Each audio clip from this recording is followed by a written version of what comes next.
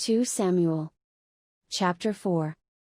And when Saul's son heard that Abner was dead in Hebron, his hands were feeble, and all the Israelites were troubled. And Saul's son had 2 men that were captains of bands, the name of the one was Baanah, and the name of the other Rechab, the sons of Rimmon a Beerothite, of the children of Benjamin, for Beeroth also was reckoned to Benjamin. And the Beerothites fled to Gittaim, and were sojourners there until this day. And Jonathan, Saul's son, had a son that was lame of his feet.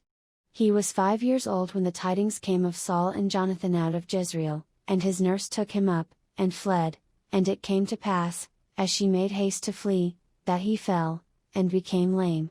And his name was Mephibosheth.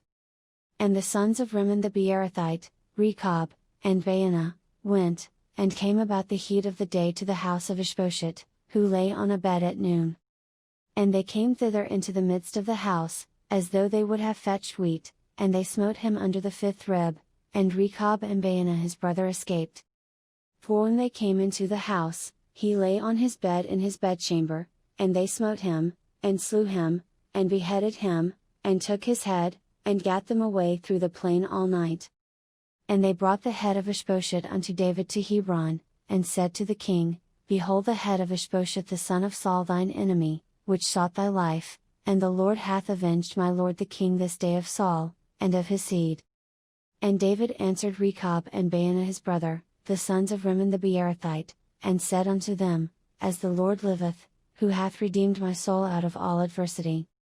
When one told me, saying, Behold, Saul is dead, thinking to have brought good tidings, I took hold of him, and slew him in Ziklag, who thought that I would have given him a reward for his tidings.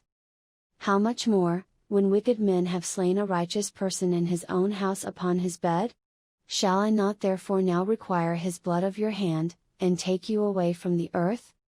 And David commanded his young men, and they slew them, and cut off their hands and their feet, and hanged them up over the pool in Hebron.